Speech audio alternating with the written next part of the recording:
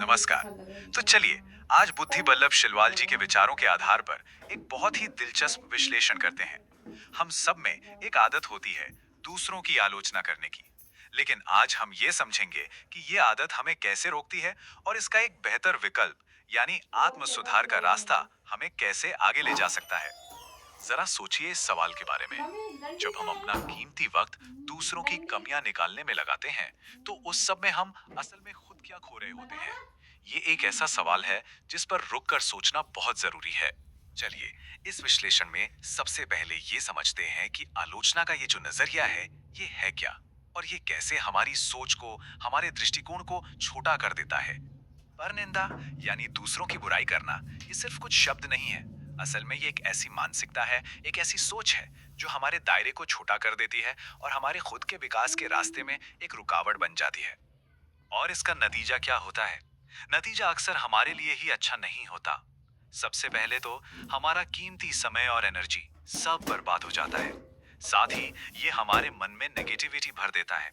और जब ऐसा होता है ना, तो हम खुद को बेहतर बनाने के कितने ही सुनहरे मौके गंवा देते हैं। तो सवाल ये उठता है कि आखिर ये आदत आती कहाँ से है? क्यों कोई दूसरों की इतनी आलोचना करता है? चलिए इसके पीछे के मनोवैज्ञानिक कारणों को थोड़ा और समझते हैं। मजे की बात यह है कि आलोचना का जन्म अक्सर दूसरों की गलतियों से नहीं होता, बल्कि ये हमारे अपने अंदर चल रहे संघर्षों, अपनी असंतुष्टि का एक आईना होती है। और ये ना एक दुष्चक्र की तरह काम करता है। देखिए, सबसे पहले अंदर एक असंतोष या हीन भावना पैदा होती है। फिर इस भावना से बचने के लिए इंसान दूसरों में कमियां ढूंढने लगता है। उसे इसी आलोचना में एक झूठा सुकून मिलता है और धीरे धीरे उसकी सोच और नजरिया दोनों ही बहुत संकीर्ण हो जाते हैं। तो अब जब हमने समस्या को समझ लिया है, तो चलिए अब इसके समाधान की बात करते हैं। और समाधान है सकारात्मक सोच की शक्ति में। यहाँ देखिए, दुनिया को देखने के दो बिल्कुल अलग अलग तरीके हैं। एक तरफ है आलोचक की मानसिकता, जो किसी और को सफल देखकर जलता है, ईर्ष्या करता है। और दूसरी तरफ है विकास की मानसिकता वाला इंसान, जो उसी सफलता को देखकर प्रेरणा लेता है, कुछ सीखता है और खुद भी आगे बढ़ता है। एक सीधी सी बात है, जो इंसान सिर्फ आलोचना करने में ही लगा रहता है, वो असल में वहीं का वहीं खड़ा रह जाता है। उसकी अपनी कोई तरक्की नहीं होती। तो फिर क्या करना चाहिए?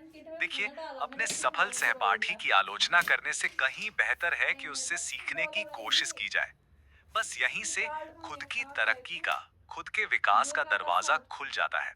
तो अब सवाल ये है कि ये जो प्रगति का सच्चा मार्ग है, ये है क्या? हम इस आत्म सुधार के रास्ते पर आगे कैसे बढ़ सकते हैं? इसका समाधान असल में बहुत आसान है।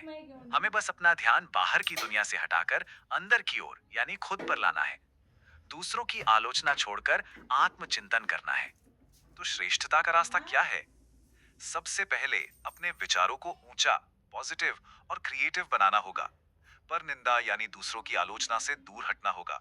आत्मचिंतन की तरफ बढ़ना होगा। और सबसे जरूरी, आत्म सुधार को अपनाना होगा। और जानते हैं, सही मायनों में यही उन्नति और श्रेष्ठता का असली मार्ग है। ये रास्ता न सिर्फ हमारे व्यक्तित्व को निखारता है, बल्कि हमें एक बेहतर इंसान भी बनाता है।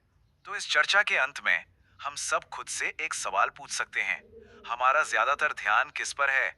दूसरों की कमियों पर या फिर खुद को सुधारने पर? क्योंकि चुनाव हमारा है और यही चुनाव हमारी तरक्की की दिशा तय करेगा।